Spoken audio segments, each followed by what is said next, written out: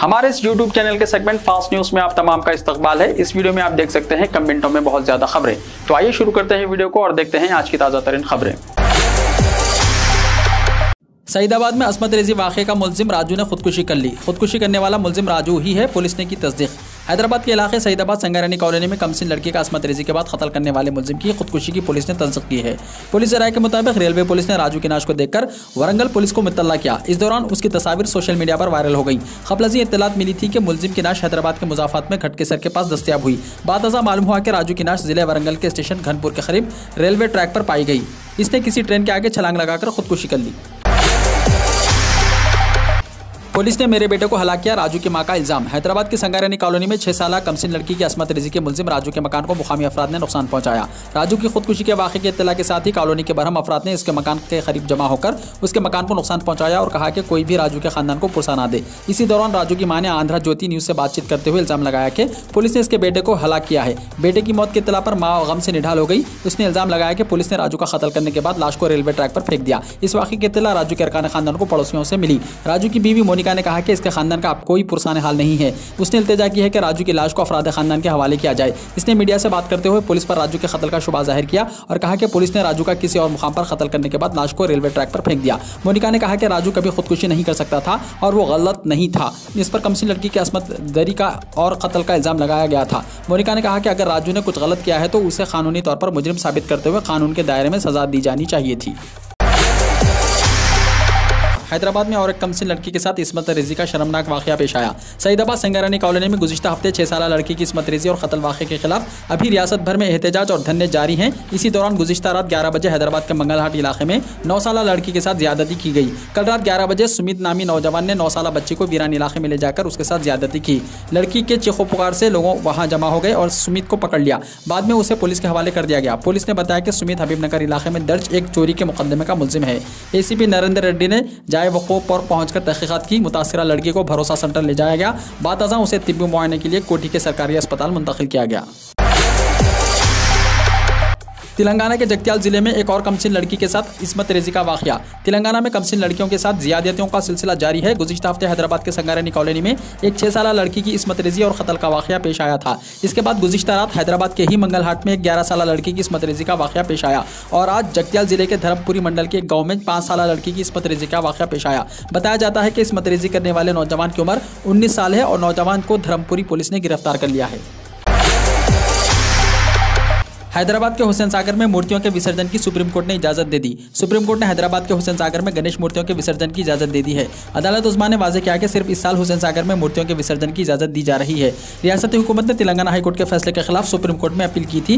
क़ब्ल Telangana high court ने हुसैन सागर में POP यानी प्लास्टर ऑफ पेरिस के मुजस्समों को विसर्जन पर रोक लगा दी थी। ताहम आज सुप्रीम कोर्ट ने हुकूमत की अपील की दरख्वास्त की समाअत की और हुसैन सागर में मूर्तियों के विसर्जन की इजाजत देने के लिए हिदायतें जारी की। KCR खानदान की बदउनवानियों और ड्रग्स स्कैम पर अमित शाह से नुमाइंदगी का फैसला। मुलाकात के लिए वक्त देने की ख्वाहिश, दस्तावेजी सबूत पेश करने रेवंत रेड्डी का ऐलान। तेलंगाना में KCR खानदान की बदउनवानियों और ड्रग्स स्कैम पर नुमाइंदगी के लिए कांग्रेस पार्टी ने मरकजी वजीर दाखिला अमित शाह से मुलाकात का वक्त मांगा है। सदर प्रदेश कांग्रेस रेवंत रेड्डी ने अमित शाह को मकतूब रवाना करते हुए 17 सितंबर को दौरा हैदराबाद के मौके पर कांग्रेस वफ्द को मुलाकात का वक्त देने की ख्वाहिश की। उन्होंने कहा कि अरकान पार्लियामेंट और अरकान मुक़न्नना पर मुश्तमिल 10 रुकनी वफ्द अमित शाह से मुलाकात करते हुए KCR खानदान की बदउनवानियों की तफसीलात दस्तावेजी सबूत के साथ पेश करने तैयार है। तेलंगाना में अनकरीब 60,000 सरकारी जायदादों पर होंगे तकर्रुरात। फलाही स्कीमात में तेलंगाना सरफहरिस्त। बीजेपी रियासतों में अमल आवरी का चैलेंज, हरीश राव ने दिया बयान। वजीर फाइनेंस P हरीश राव ने दावा किया है कि TRS हुकूमत ने अभी तक 1,30,000 मुलाजिमतें फराहम की हैं और अनकरीब मजीद 60,000 मुलाजिमतों पर तकर्रुरात किए जाएंगे। तेलंगाना में तकर्रुरात और फलाही स्कीमात से बीजेपी और कांग्रेस बौखलाहट का शिकार हैं क्योंकि उनके ज़ेर इख्तियार रियासतों में इस तरह की कोई स्कीम नहीं है। हरीश राव ने बीजेपी कायदीन से सवाल किया कि वो अपनी रियासतों में तेलंगाना की तरह फलाही स्कीमात पर अमल आवरी करके दिखाएं। हैदराबाद के टैंक बॉन्ड में संडे फंडे प्रोग्राम इस इतवार को नहीं होगा। तेलंगाना के स्पेशल चीफ सेक्रेटरी बराए महकमे बल्दी नज़्म-ओ-नस्क और शहरी तरक्की अरविंद कुमार ने कहा है कि हर इतवार को शहर हैदराबाद के टैंक बॉन्ड में होने वाले संडे फंडे प्रोग्राम इस इतवार को नहीं होगा। सोशल मीडिया के अहम प्लेटफॉर्म ट्विटर पर सरगर्म मिनिस्टर कुमार ने इस खुसूस में एक ट्वीट करते हुए ये इत्तला दी। बाजीरेड्डी गोवर्धन रेड्डी तेलंगाना आरटीसी के चेयरमैन नामजद। तेलंगाना हुकूमत ने निजामाबाद रूरल असेंबली हल्के के रुकन असेंबली बाजीरेड्डी गोवर्धन रेड्डी को Telangana state road transport corporation यानी TSRTC का चेयरमैन नामजद किया है। चीफ मिनिस्टर चंद्रशेखर राव ने रुकन असेंबली गोवर्धन रेड्डी के नाम को मंजूरी दे दी। TRS पार्टी ने हाल ही में नामजद ओहदों को पुर करने का ऐलान किया था। इसी ऐलान के मुताबिक गोवर्धन रेड्डी को RTC चेयरमैन नामजद किया गया। वक्फ बोर्ड में दरख्वास्तों और फाइलों की यकसुई में ताखिर पर बरहमी। सदर नशीन मोहम्मद सलीम ने मुख्तलिफ सेक्शनों का अचानक मुआयना किया। सदर नशीन वक्फ बोर्ड मोहम्मद सलीम ने अचानक बोर्ड के मुख्तलिफ सेक्शनों का दौरा करते हुए फाइलों की यकसुई में ताखिर पर बरहमी का इजहार किया। उन्होंने मुख्तलिफ सेक्शनों में मौजूद पेंडिंग फाइलों और दीगर सेक्शंस में मौजूद दरख्वास्तों और सरकारी मुरासिलात की यकसुई में ताखिर पर मुतल्लिका अहदेदारों से वजाहत तलब की। उन्होंने कहा कि मसाइल की यकसुई में ताखिर के नतीजे में अवाम रोजाना वक्फ बोर्ड के दफ्तर आने पर मजबूर हैं। उन्होंने कहा कि सदर नशीन और चीफ एग्जीक्यूटिव ऑफिसर्स की हिदायत के बावजूद फाइलों की यकसुई में ताखिर करने वाले मुलाजिमीन के खिलाफ तादेबी कार्रवाई की जाएगी। इंटरमीडिएट फर्स्ट ईयर में एडमिशन की आखिरी तारीख 30 सितंबर तक बढ़ा दी गई। तेलंगाना में जूनियर कॉलेजों और कंपोजिट डिग्री कॉलेजों में साल अव्वल में दाखिलों के लिए आखिरी तारीख 30 सितंबर 2021 तक बढ़ा दी गई है।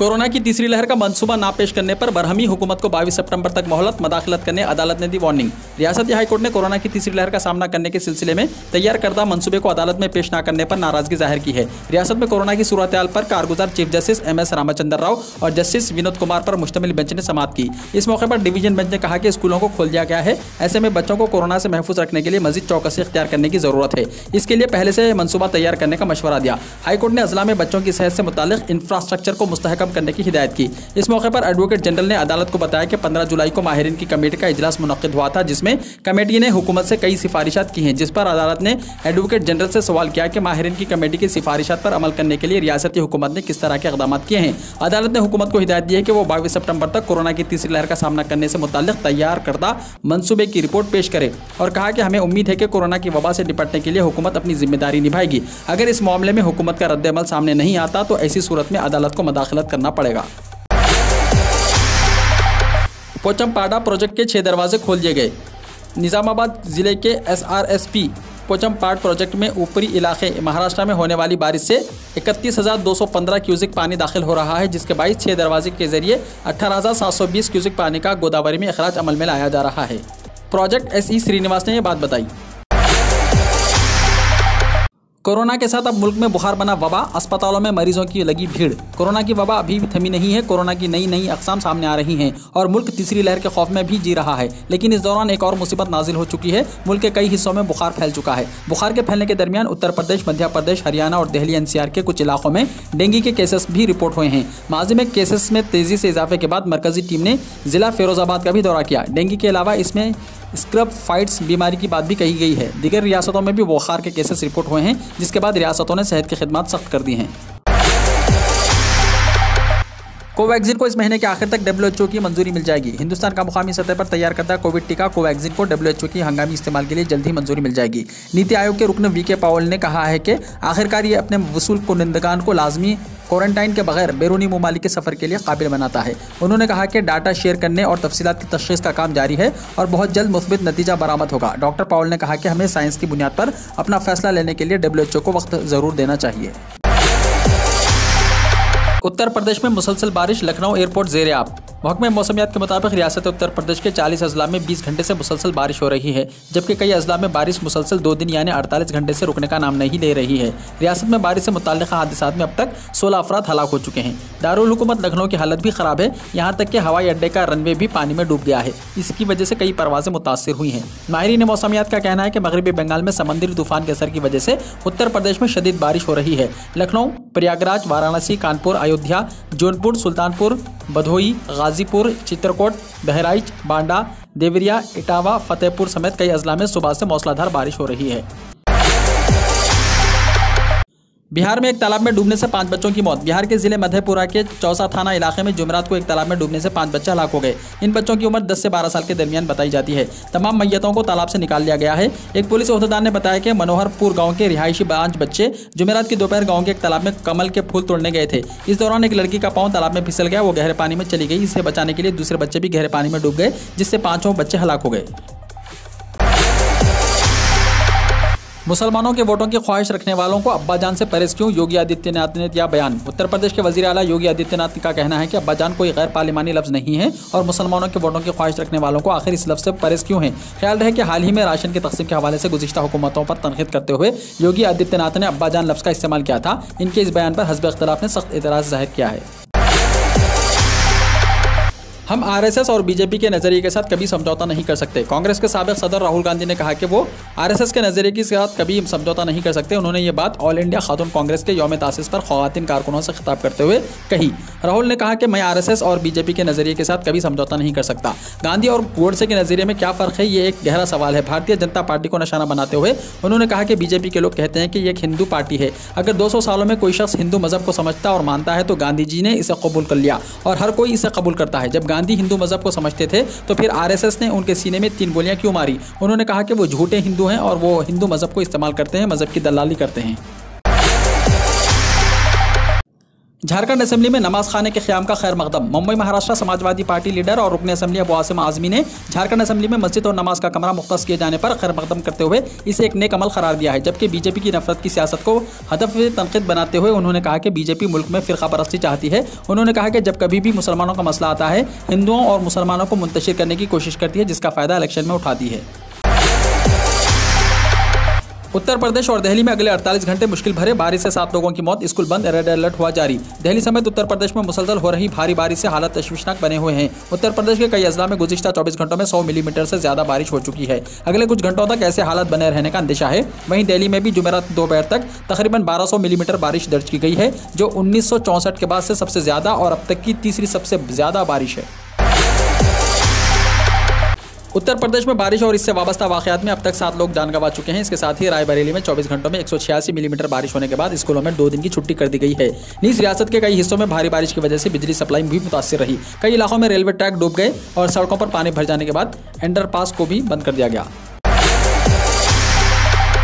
सोनू सूद के घर और दफ्तर पर आज दूसरे दिन भी इनकम टैक्स सर्वे जारी है। महकमा इनकम टैक्स ने अदाकार सोनू सूद के घर और दफातर पर आज दूसरे दिन भी सर्वे जारी रखा। कल 12 घंटे से ज्यादा अरसे तक सोनू सूद के 6 मुकामात पर सर्वे ऑपरेशन किया गया। अभी तक IT डिपार्टमेंट ने इस सर्वे में क्या हासिल किया, इसके बारे में मालूमात शेयर नहीं की हैं। कल सोनू के जूहू ऑफिस, लोखंडवाला घर समेत 6 मुकामात पर सर्वे किया गया। IT अहदेदारों की टीमों ने कल सुबह से ऑपरेशन शुरू किया था। हालांकि कार्रवाई के पीछे वजूहात फौरी तौर पर मालूम नहीं हो सकी हैं।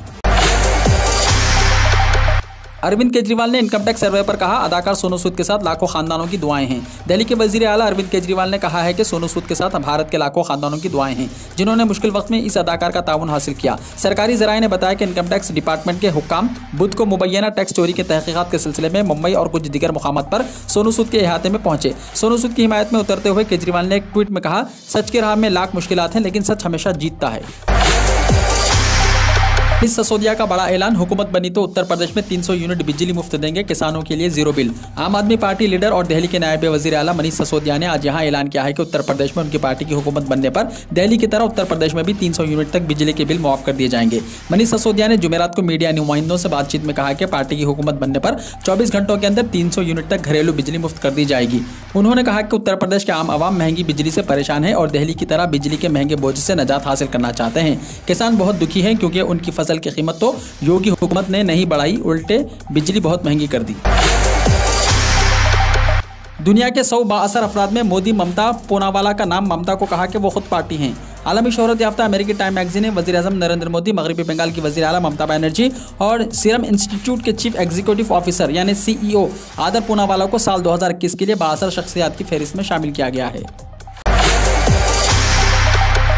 हिंदुस्तान में हर दिन इस्मत रेजी के 77 वाक़यात, कोलकाता 19 बड़े शहरों में महफूज तरीन शहर, NCRB की रिपोर्ट।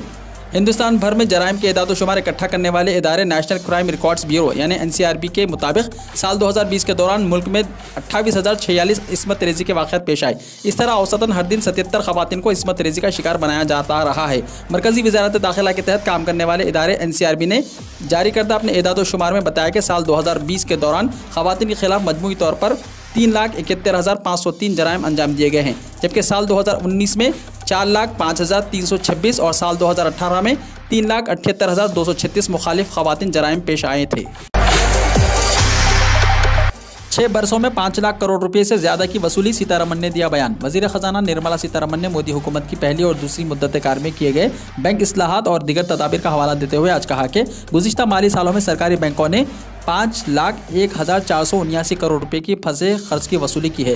मोहतरमा सीतारमण ने यहां सहाफियों से बातचीत करते हुए इत्तला दी है कि मार्च 2018 के बाद 3.1 लाख करोड़ रुपए की वसूली की गई है। सन 2018 से 19 में 1.2 लाख करोड़ रुपए की वसूली की गई है। उन्होंने कहा कि भूषण स्टील जैसी दिवालिया कंपनियों के निपटारे से भी 99,000 करोड़ रुपए से ज्यादा की वसूली की गई है। दुनिया की नहीं अपनी मर्जी की हुकूमत बनाएंगे, वजीर खारजा अमीर मुत्तकी ने दिया बयान। अफगानिस्तान के वजीर खारजा अमीर मुत्तकी ने कहा कि दुनिया हमारे सामने शराइत ना रखे, हम अपनी मर्जी की हुकूमत बनाएंगे। चीन, पाकिस्तान, कतर और तुर्की ने हमारा साथ दिया है और ताउन करने पर उन ममालिक के हम शुक्रगुजार हैं। ARY न्यूज़ के मुताबिक अफगान वजीर खारजा अमीर खान मुत्तकी ने न्यूज़ कॉन्फ्रेंस खिताब करते हुए कहा कि उनकी काबीना में हर कौम से ताल्लुक़ रखने वाले अफराद शामिल हैं। आने वाले दिनों में इसमें मज़ीद मुस्बित तब्दीली आएगी। हम तमाम अफगान अवाम की नुमाइंदगी करते हैं।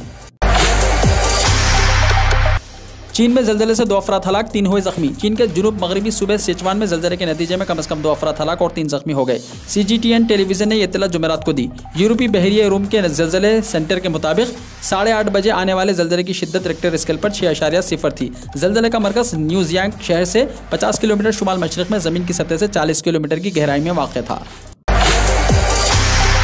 वीडियो को लाइक शेयर कीजिए और हमारे इस YouTube चैनल को सब्सक्राइब करते हुए इसके बेल आइकॉन को भी प्रेस कर लीजिए ताकि ऐसी ही ताज़ा तरीन खबरें आइंदा भी आपको मिलती रहें।